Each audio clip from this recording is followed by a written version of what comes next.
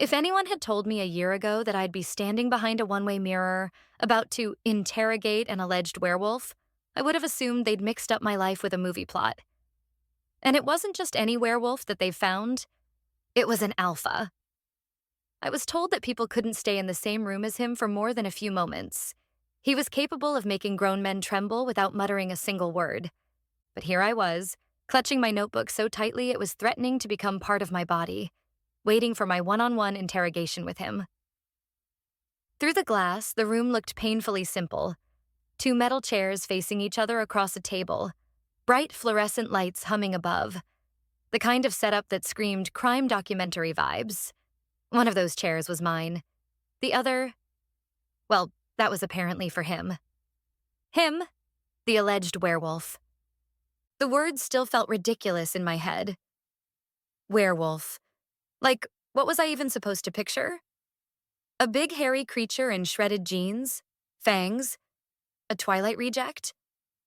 I half expected him to burst in howling at the moon and demanding raw steaks for dinner. Thinking about what's going to happen next made me want to shudder and walk out of the building without looking back. This wasn't a good idea. I don't really have to graduate, do I?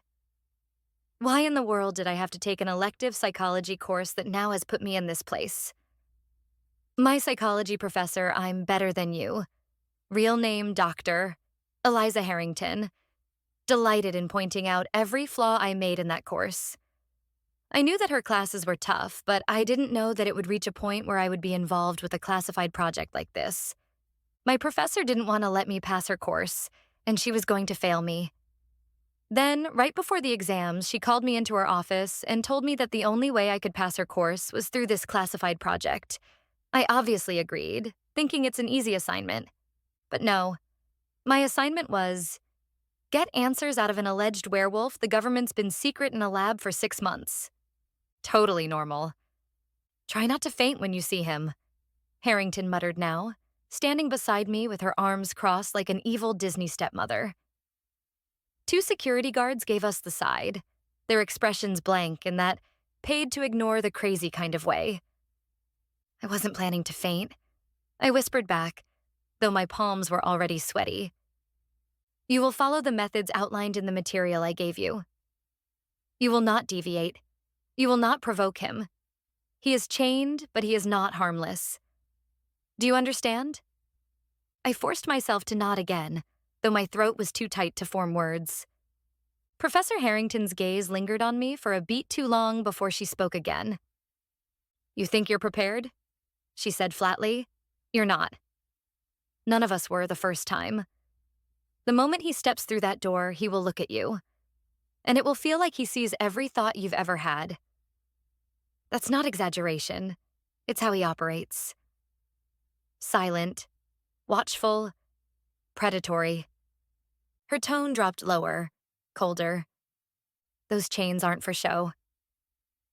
They were forged in reinforced steel, the kind used to hold industrial cargo and laced with silver.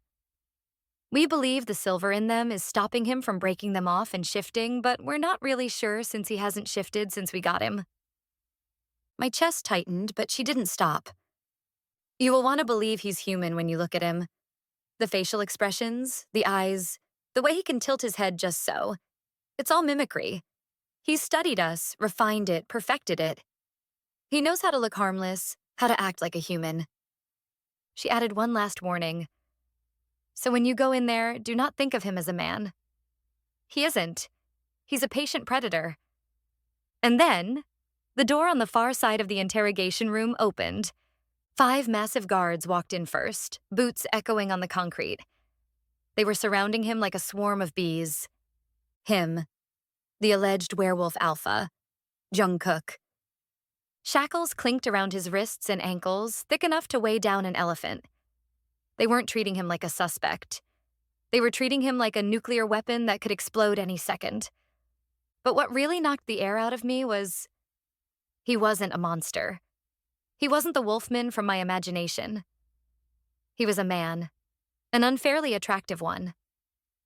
Dark hair falling into his eyes, sharp jawline, broad shoulders that made the chains look almost ornamental.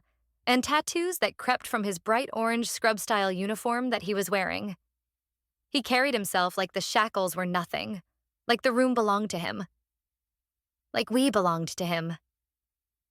His expression was calm, too calm, a kind of nonchalant arrogance that made my stomach twist. And yet, something invisible pressed against my skin as he stepped closer. A weight, a presence. His aura, maybe? I didn't know what to call it, except it made me feel very, very small. I understand now why everyone feared him, because I was in a back room with cement walls to protect me and I felt the need to flee. It was a suffocating feeling that I had never experienced before. My gaze locked on his face, taking in every detail when suddenly, his eyes flicked to mine. I froze. Wait. Number. He couldn't see me. It was a one-way mirror. It was scientifically impossible. And yet, he looked straight at me like he'd been waiting for me to show up. He even stopped in his tracks to glance at me through the one-way mirror, and one of the guards gave him a slight push to make him continue walking. I yelped, jumped back, and, of course, dropped my notebook. Pages fanned across the floor like confetti at the world's worst party. My pulse skyrocketed, breath shallow, the edges of a panic attack clawing in. Behind me, Professor Harrington gave me a not-so-gentle nudge. Get in there once they shackle him down. You're wasting precious time. My knees wobbled as I picked up my notebook and clutched it to my chest like a shield. The guards chained Jungkook into the chair across from the table, metal groaning under the strain. He sat there casually like a king on a throne, eyes still locked in my direction. The door creaked open. I swallowed hard and stepped inside. The air felt colder instantly, heavier. When the guards filed out and the door clicked shut behind me, the sound was final, like a prison lock. Jungkook's gaze followed me, slow, deliberate. Predator tracking prey. My instincts screamed at me that he wasn't human, no matter how human he looked. My hands shook as I set my laptop on the table, followed by my notebook. I pulled out the chair, the metal scraping loudly, and lowered myself onto it with all the grace of a terrified baby deer. He leaned back in his chains, watching me. Not saying a word, just watching. And that's how my first day as werewolf interrogator began.